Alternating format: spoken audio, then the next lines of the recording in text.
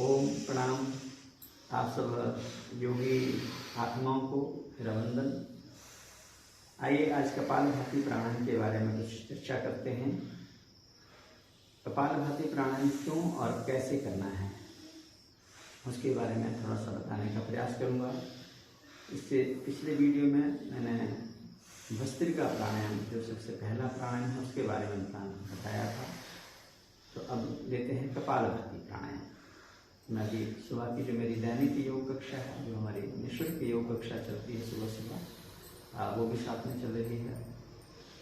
तो इसके साथ साथ मैं कपालभाति प्राणायाम कैसे किया जाता है उसके बारे में थोड़ा बताने का प्रयास करूँगा। योग में कुछ सावधानियाँ भी होती हैं, जैसे किसी के पेट का कोई ऑपरेशन हुआ हो, किसी हिस्से का हार्ट का ऑपरेशन हुआ हो, लीवर किडनी का कोई ऑपरेशन हुआ हो, तो कपालभाति प्राणायाम कम से कम 3 महीने बाद ही शुरू करना है। जिन माताओं बहनों ने गर्भ धारण कर रखा हो, प्रेगनेंसी कंसीव कर रखी हो, उनको कपालभाति प्राणायाम बिल्कुल नहीं करना है, लेकिन उनको बाकी वाले प्राणायाम जरूर करने होते हैं ताकि माताएं अपने गर्भ से एक स्वस्थ संस्कारवान संतान को जन्म दे सकें। और कपालभाति प्राणायाम करते वक्त एक और थोड़ा सा ध्यान रखना है कि आपके शरीर में कमजोरी है, इंटरनल वीकनेस है, हाई बीपी के आप पेशेंट हैं, तो आराम से करें। ज़्यादा जोर नहीं लगाना, ज़्यादा फोर्स में नहीं करना, धीमे धीमे गति से करना है। तो बैठने का अपना तरीका आप अपने हिसाब से देख सकते हैं। सुखासन, सिद्धासन या पद्मासन, किसी भी आसन में बैठ कपालभाति प्राणायाम किया जा सकता है। इस समय में जो मेरी स्थिति है वो है सुखासन में। योग स्थिर सुखम आसन, स्थिरता पूर्वक बैठना योग के लिए बहुत आवश्यक है ताकि लंबे समय के लिए आप अभ्यास को जारी रख सकते हैं। तो कपालभाति प्राणायाम में आपको क्या करना है कि श्वास की देखो जितने भी क्रियाएं हैं, प्राणायाम की जितनी भी क्रियाएं हैं, मैक्सिमम श्वास कहाँ से लिया जाता है, छोड़ा जाता है नासिका से। ठीक है। जब कपालभाति प्राणायाम करना है तो इसमें धक्के के साथ, फोर्स के साथ, प्रेशर के साथ आपको श्वास छोड़ने के ऊपर ध्यान देना है। लेने के ऊपर ज़्यादा ध्यान नहीं देना है, लेना बिल्कुल धीमे से है ना, ऐसे।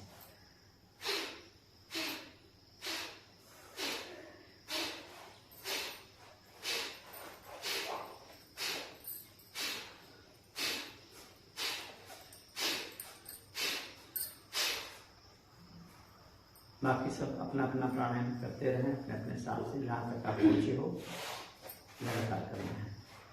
तो कपालभाति प्राणायाम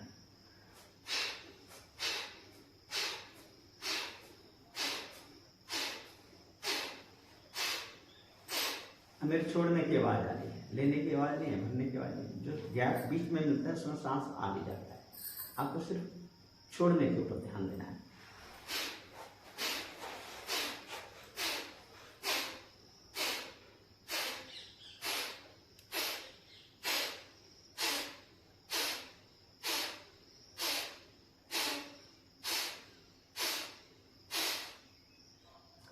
तो 1 सेकंड में 1 स्ट्रोक है ना, ये मध्यम गति है।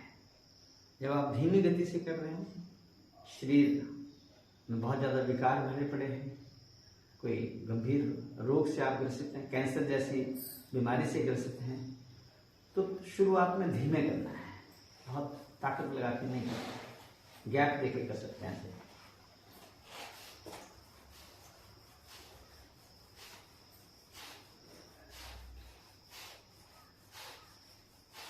लेकिन करना है। और मध्यम गति आपको बताया 1 सेकंड में 1 स्ट्रोक।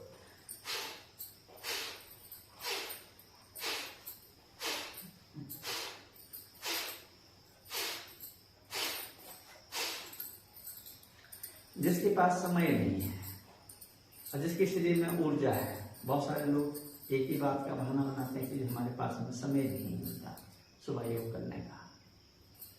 और जो युवा हैं, बच्चे हैं, उनके अंदर एनर्जी का लेवल बहुत हाई होता है, तो वो तीव्र गति में कर सकते हैं। जो दैनिक अभ्यासी हैं रोज हमारी तरह योग करने वाले हैं वो तीव्र गति से फास्ट मोड में कपालभाति प्राणायाम कर सकते हैं। कैसे?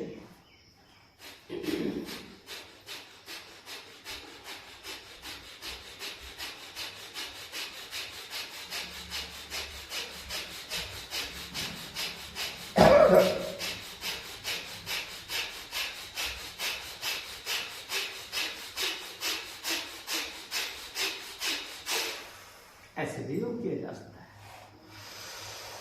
कपालभाति प्राणायाम से हमारे भीतर की एनर्जी जागृत होती है, ऊर्जा का जागरण होता है। योग से हमारे विकारों का क्षय और शक्ति का संचय, ये सबसे बड़ा लक्ष्य है। शारीरिक दृष्टि से हम देखते हैं तो कपालभाति प्राणायाम करते करते एक तो ध्यान करना है, अपने कोशिश करें अपने मूलाधार, स्वादिष्ठान या मणिपुर चक्र, तीनों में से किसी एक चक्र में, 8 चक्रों से मिलकर ये शरीर बनता है। अष्ट चक्रानम द्वारा देवा नाम पूरी 8 चक्र। तो सबसे नीचे गुदा के ठीक बाईं तरफ मूलाधार चक्र, जहाँ हमारी इड़ा पिंगला और सुषुम्ना तीनों नाड़ी आके यहाँ पे मिलती हैं, त्रिवेणी है। तो यहाँ ध्यान करें, नहीं तो उससे ऊपर जो हमारा स्वादिष्ठान चक्र है वहाँ ध्यान करें, या फिर मणिपुर चक्र पे ध्यान, नाभि चक्र पे ध्यान करें। हमारे भीतर अलग अलग तरह की परमात्मा ने शक्तियाँ दे रखी होती हैं और उनमें जो सबसे ज़्यादा शक्ति हैं वो हमारे अंदर नाभि चक्र पे ही केंद्रित रहते हैं। तो उनको हमें जागृत करना है कपालभाति प्राणायाम से।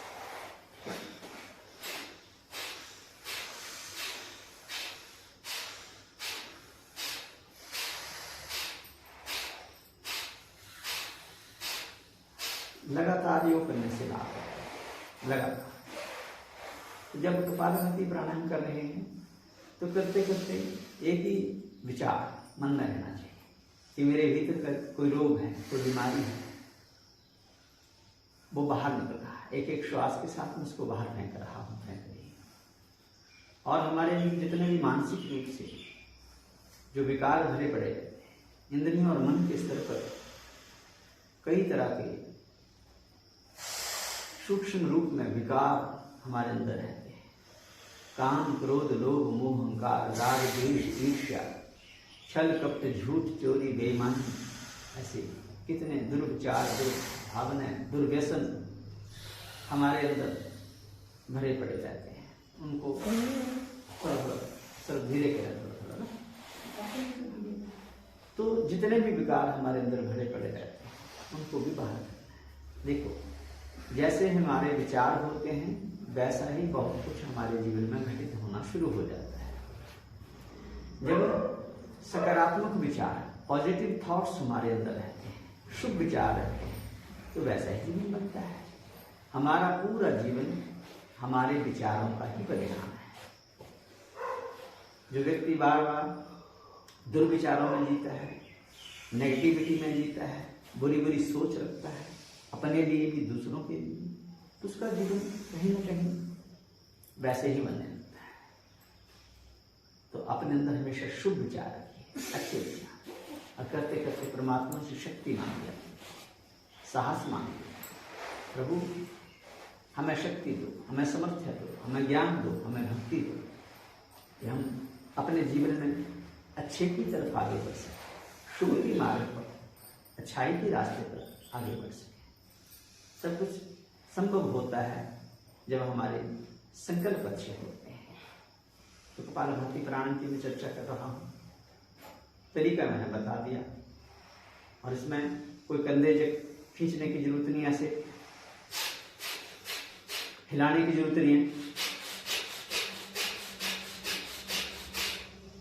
या फिर नाक मुंह बहुत ज्यादा सिकोड़ने की जरूरत नहीं है, नहीं, आराम से बैठिए, बड़ी सहजता के साथ श्वास बाहर छोड़िए। हर प्राणायाम करते वक्त चेहरे पे एक आनंद का भाव रखिए, मुस्कुराहट का भाव रखिए, क्योंकि जितने भी हमारे एंडोक्राइन सिस्टम से पिट्यूटरी पीनल ग्लैंड से जितने भी हार्मोन सीक्रेट होते हैं, जब हम आनंद भाव में बैठते हैं, मुस्कुराहट के भाव में बैठते हैं, तो ज़्यादा जो पॉजिटिव गुड हार्मोन्स हैं वो ज़्यादा सीक्रेट होते हैं। तो हमेशा प्रसन्न रहना, हमेशा खुश रहना हमारे जीवन की एक बहुत बड़ी विशेषता है। शांत रहना कैसे करना?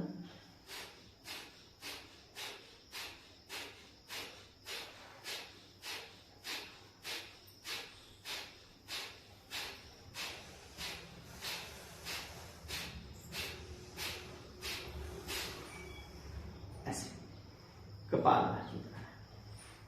अब इससे फायदे क्या हैं? अगर आप कॉन्स्टिपेशन रहता है, कब्ज रहता है, पेट साफ नहीं होता, सुबह बहुत सारे लोग टॉयलेट में जाके जोर लगाते रहते हैं, बार बार जाते रहते हैं, खाया पिया पचता नहीं है, या भूख ही नहीं लगती है, गैस बहुत ज्यादा बनती है, बॉडी एसिडिक हो रही है हमारी, या फिर जिनको कोलाइटिस जैसा बच्चों को एक बड़ी समस्या है, आम बनती है, बार बार शौच के लिए जाना पड़ता है, या शुगर जैसा रोग, डायबिटीज, आप उस रोग से अगर आप भी ग्रस्त हो गए तो कपालभाति प्राणायाम आपको अवश्य करना है। सेक्सुअल डिसऑर्डर्स किसी भाई बहन को, तो उसके लिए भी कपालभाति प्राणायाम मदद करता है। माताओं बहनों के बच्चादानी संबंधी रोग, यूट्रस संबंधी जितनी प्रॉब्लम है, यूट्रस में फाइब्रोइड्स हो गया, सिस्ट हो गया, लीवर किडनी का कोई रोग है, लीवर फैटी हो गया, किडनी में पथरी हो गई, स्टोन हो गया, वाटर रिटेंशन बॉडी में ज्यादा हो रहा है, कपालभाति प्राणायाम कीजिए। और जो कपालभाति प्राणायाम करेगा उसके चेहरे पे एक अलग सा ग्लो दिखता है, क्योंकि कपालभाति का मतलब ही ये होता है, कपाल माने हमारा माथा, फोरहेड, भाति माने चमक, एक तेज, एक ओज आपके योग से मिलता है, आपके भीतर की शक्ति जागृत होती है। ऐसे अनंत फायदे हैं, एक एक प्राणायाम के अलग अलग तरह के फायदे हमें शारीरिक रूप से, मानसिक रूप से, बौद्धिक रूप से, आध्यात्मिक रूप से होने लगते हैं। बस जरूरत है करने की, इसलिए करना है और निरंतरता के साथ प्रतिदिन करना है। 1 से 1.5 घंटे का समय कम से कम हर दिन दीजिए अपने लिए। ये कपालभाति प्राणायाम के बारे में आज थोड़ा सा मैंने बताने का प्रयास किया, जरूर करें। आपको कभी कोई संदेह हो, कुछ पूछना हो तो आप मुझे फ़ोन करके भी पूछ सकते हैं कभी भी। और कभी किसी भाई बहन को अपने क्षेत्र में कोई योग का शिविर भी कराना हो, हम चाहते हैं इस योग को, हमारे गुरु जी का ये संकल्प है, पतंजलि योग पीठ का संकल्प है, पूज्य स्वामी रामदेव जी का संकल्प है, इस योग के ज्ञान को हम घर घर तक लेके जाए। अभी भी बहुत सारे लोग या तो योग करते ही नहीं, या फिर करते हैं तो गलत तरीकों से करते हैं, उससे लाभ कम, नुकसान कई बार हो जाता है, या फिर आंशिक लाभ होते हैं। तो योग को विशुद्ध रूप से करना बहुत जरूरी है। मैं कह रहा था कि कहीं अगर आप चाहते हैं कि योग को कक्षा लगाई जाए, 1-2 दिन का, 3, 4, 5 दिन का, अगर कोई पास में भाई बहन रहते हैं, शिविर भी किया जाए तो भी आप जरूर बताइए, क्योंकि हमारा ये योग का जो ज्ञान है, हमने जो अपने गुरुओं से पाया, अपने ऋषियों से पाया है, ये पूर्णतया निःशुल्क ज्ञान हम आगे बांटने का प्रयास करते हैं। इसके लिए कोई फीस, कोई चार्ज हमारी तरफ से नहीं होता। जरूर आप खुद करें, दूसरों